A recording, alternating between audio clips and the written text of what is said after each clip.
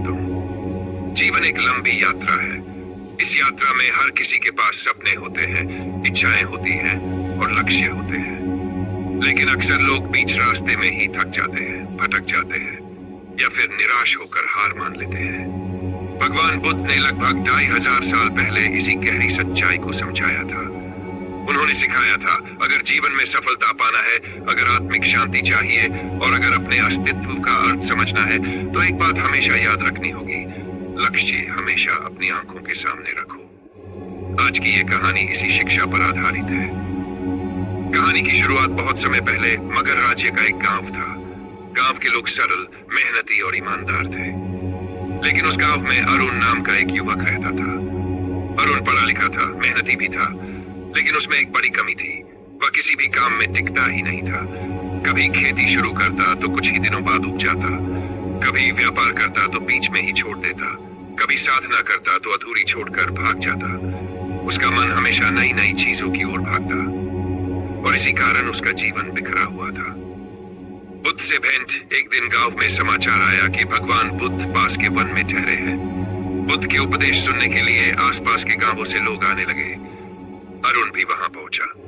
वह बुद्ध के चरणों में झुका और बोला, भगवान, मेरा मन बहुत भटकता है। मैं कोई भी काम शुरू करता हूं लेकिन पूरा नहीं कर पाता। जीवन में मेरा कोई लक्ष्य स्थिर नहीं है। कृपया मेरा मार्गदर्शन करें। बुद्ध मुस्कुराए और बोले, अरुण, कल सुबह तुम मेरे साथ आना। मैं तुम्हें एक शिक्षा दूंगा जो तुम्हारे जीवन का मार्ग बदल देगी। अरुण ने आदरपूर्वक सिर झुका दिया। लक्ष्य साधने की शिक्षा। अगले दिन सुबह बुद्ध अपने शिष्यों के साथ वन में निकले। उनके हाथ में एक धनुष और तीर था। बुद्ध ने अरुण को पास बुलाया और कहा, देखो अरुण, सामने उस वृक्ष पर एक पीला फल लटक रहा है। इस धनुष से उस फल को निशाना बनाकर गिराओ। अरुण ने धनुष उठाया। उसने निशाना साधा और तीर छोड़ा, लेकिन तीर फल तक पहुंचा भी नहीं और नीचे गिर गया। शिष्य हंस पड़े। अरुण लज्जित हो गया। तब बुद्ध ने पूछा, अरुण, जब तुमने तीर चलाया तब तुमने क्या देखा?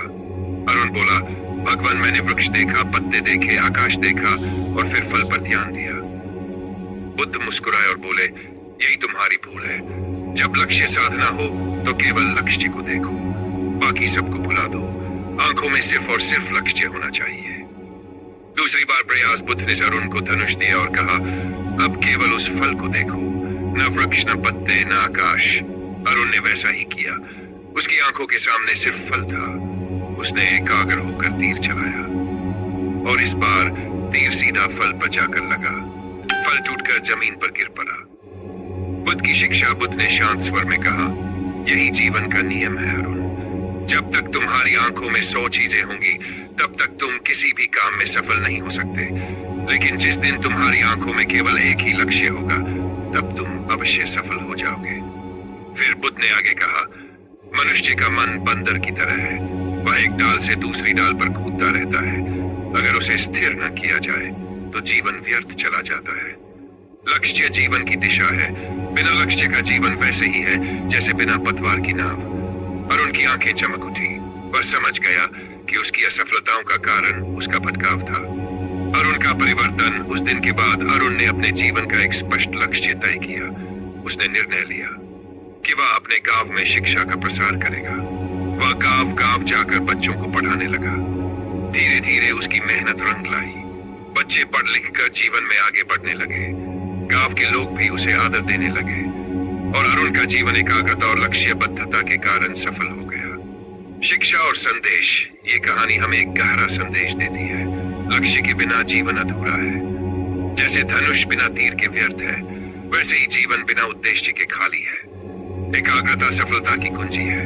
जब तक मन भटकता रहेगा सफलता नहीं मिलेगी। निरंतरता जरूरी है। किसी भी काम को अधूरा छोड़ने से हम कभी मंजिल तक नहीं पहुंच सकते। बुद्ध का उपदेश आज भी उतना ही सत्य है।